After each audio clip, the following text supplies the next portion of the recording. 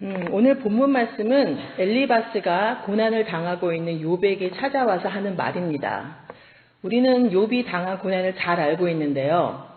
욥은 하나님께서 허락하심으로 사탄이 찾아와서 전 재산을 없애버리고 또 그의 10 자식들, 아들 7, 딸 3명을 다 죽여버렸습니다. 그것도 부족해서 심지어는 온몸에 진물이 뚝뚝 떨어지게 하는 피부병에 걸리도록 해서 벽돌로 몸을 긁어야 하는 그런 엄청난 괴로움에 시달리고 있는 상황이 지금 욥의 상황입니다. 욥이 겪고 있는 정신적, 영적, 육체적 고통을 우리가 과연 이해하고 공감할 수 있을까요? 무엇보다도 하루아침에 10 자식을 잃어버린 부모로서의 욥의 아픔은 자식이 있는 부모라면 다 공감할 수 있는 엄청난 시련임의 아픔입니다. 더군다나 욥은 하나님이 인정하실 정도로 하나님 말씀에 순종하며 살았던 사람입니다. 욥기 1장 8절에 보면 여호와께서 사단에게 이르시되 네가 내 종 욥을 유의하여 보았느냐 그와 같이 순전하고 정직하여 하나님을 경외하며 악에서 떠난 자가 세상에 없느니라 라고 하셨습니다. 온전하고 정직하여 하나님을 경외하며 악에서 떠난 삶을 사는 하나님이 인정하신 의인으로 살았음에도 불구하고 이런 고난을 당했을 때 욥은 정말 감당하기 힘들었을 것 같습니다. 그래서 욥이 얼마나 괴로웠으면 자기 입을 열어 생일을 저주합니다. 그는 차라리 그날이 없었더라면 좋았을 것이라고 말하고 또 그날의 새벽이 밝아오지 않았더라면 좋았을 것이라고 말합니다. 그런데 이렇게 극심한 몸과 마음의 고통을 받고 있는 욥에게 찾아와서 엘리바스는 이렇게 말합니다. 오늘 본문 2절을 보겠습니다. 분노가 미련한 자를 죽이고 시기가 어리석은 자를 멸하느니라. 미련하게 투덜거리며 어리석게 철없이 행동하는 것이 좋지 않다고 비난하고 있습니다. 욥을 위로한다고 찾아온 엘리바스는 오히려 욥의 상황을 이해하지 못하고 자신의 지식은 인과 응보만을 강조하며 욥이 고난당한 이유는 그의 죄 때문이라고 말하고 있습니다. 6절과 7절을 보겠습니다. 재난은 티끌에서 일어나는 것이 아니며 고생은 흙에서 나는 것이 아니니라. 사람은 고생을 위하여 났으니 불꽃이 위로 날아가는 것 같으니라. 이 말은 결코 고난이 그냥 일어나는 법이 없다는 말입니다. 재난과 고난이 티끌과 흙에서 우연히 생겨나는 것이 아니라 반드시 원인이 있기에 결과로 나타난 것이고 불꽃이 위로 날아가는 것이 자연의 법칙이듯 사람의 고난을 겪는 것 또한 죄의 필연적 결과라는 것입니다. 욥이 죄를 저질렀기에 고난을 겪는 것이고 누구에게 호소를 한다 해도 그 죄가 해결되지 않는 한 그 누구도 도와줄 수 없는 것이니 어리석고 미련한 원망이나 분노를 그칠 것을 훈계하고 있습니다. 또한 엘리바스는 욥에게 고난에서 벗어날 수 있는 해결책인 하나님을 찾고 의탁하라고 말합니다. 그러면서 9절에서 16절까지는 하나님이 어떤 분이신가를 설명하고 있습니다.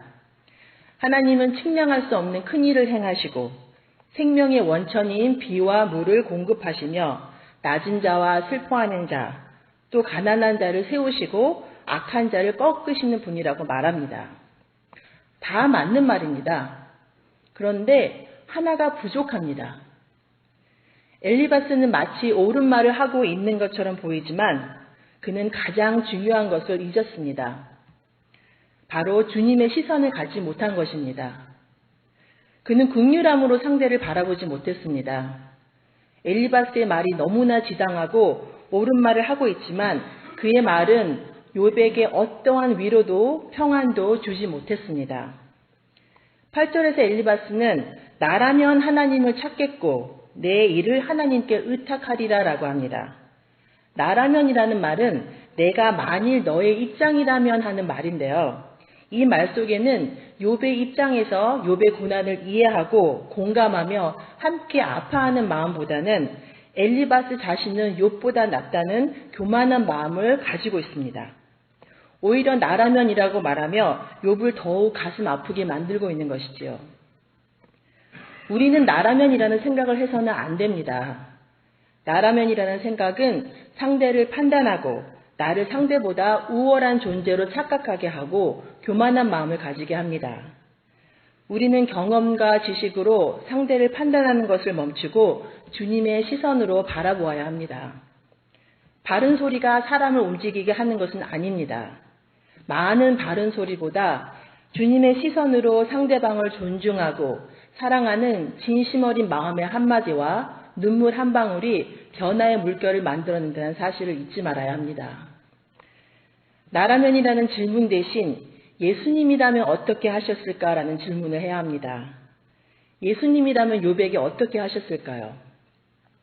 고통받는 그에게 찾아가서 함께 눈물을 흘리시고 위로하시며 그의 아픔을 나누셨을 것입니다. 요한복음 11장에 보면 사랑하는 형제의 나사로의 죽음 앞에서 예수님은 눈물을 흘리셨습니다. 예수님은 마리아와 같이 온 유대인들이 우는 것을 보시고 몹시 안타까워하시며 눈물을 흘리셨습니다.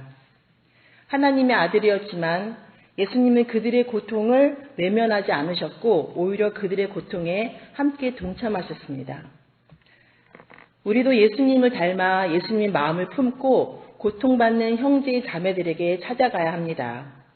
그들의 아픔과 고통을 나누고 함께 공감해야 합니다.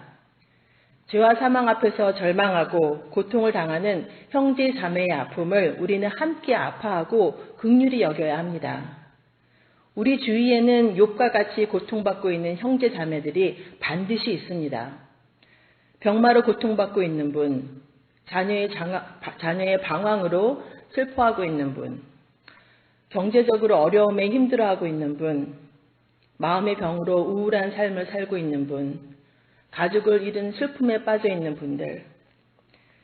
하나님은 우리가 나의 삶의 우물에서 벗어나 조금만 우리의 시선을 돌려서 그들을 바라보시기를 원하십니다. 하나님은 우리가 서로를 공감하며 살아가기를 원하십니다. 그래서 바울은 로마서 12장 15절에서 이렇게 말했습니다. 즐거워하는 자들과 함께 즐거워하고 우는 자들과 함께 울라. 기쁜 일이 있을 때 함께 기뻐해야 합니다. 슬픈 일이 있을 때 함께 슬퍼해야 합니다. 눈물을 흘릴 때 함께 눈물을 흘려야 합니다. 왜냐하면 이것이 하나님이 우리에게 원하시는 것이기 때문입니다. 십자가에 달려 돌아가시기까지 죽기까지 우리를 사랑하신 주님의 사랑을 우리도 해야 합니다. 사랑해야 하고 긍휼히 여겨야 하고 섬겨야 합니다. 사랑하는 성도님 여러분, 우리 주위에 있는 형제 자매들을 나의 경험과 지식으로 판단하는 것을 멈추고 주님의 시선을 가지고 바라보며 늘 겸손히 살아야 할 것입니다. 고통받는 형제 자매에게 찾아가 함께 눈물을 흘리며 그들을 위로해야 합니다. 그럴 때 내 삶을 다스리는 주님의 지혜와 긍휼이 내 생각과 마음속에도 스며들고 또 상대에게도 흘러들어가 주님께서 모두의 삶을 하나님의 은혜의 섭리로 엮어가심을 보게 될 것입니다. 나라면이 아니라 예수님이라면이라는 생각을 늘 하면서 예수님의 마음을 품고 살아가기를 바랍니다. 모든 이들에게 예수님의 풍성한 사랑이 여러분을 통해서 흘러나가는 복된 삶을 사는 저와 여러분이 되기를 축복하며 소망합니다. 네. 함께 기도할 두 가지 기도 제목을 나누겠습니다. 첫째로는 기쁨도 슬픔도 하나님의 주권 아래 있음을 고백하며 내 삶에 있는 고난과 아픔들을 담대히 이겨낼 수 있도록 함께 기도하겠습니다. 그리고 둘째로는 고난 가운데 있는 이웃과 가족들, 친구들에게 찾아가 위로하고 그들의 아픔을 함께 나눌 수 있는 위로자의 삶을 살 수 있는 우리 모두가 되도록 함께 기도하겠습니다. 사랑과 은혜 하나님, 살아가면서 왜 이런 일이 나에게 일어나는지 이해하지 못할 때가 있습니다. 내 삶에 닥친 고난에 몸과 마음이 무너질 때가 있습니다. 하지만 우리가 주님의 섭리를 볼 수 없어도 알지 못해도 주님을 저버리지 않고 오직 주님만 의지하게 해 주시옵소서. 나의 삶의 주인이 주님이심을 잊지 않고 주님만 붙들게 하여 주시옵소서. 우리의 경험과 지식으로 그 누구도 판단하지 않고 늘 주님의 시선으로 우리의 삶을 그리고 우리 형제 자매들의 삶을 들여다볼 수 있게 하시며 나라면이라는 교만한 마음을 버리게 하여 주시고 기쁨과 아픔을 함께 나눔으로 주님의 긍휼이 필요한 곳에 아름다운 도구로 늘 쓰이는 우리의 삶이 되게 하여 주시옵소서. 오늘도 그러한 날이 되기를 소망하며 예수님의 이름으로 기도합니다. 아멘.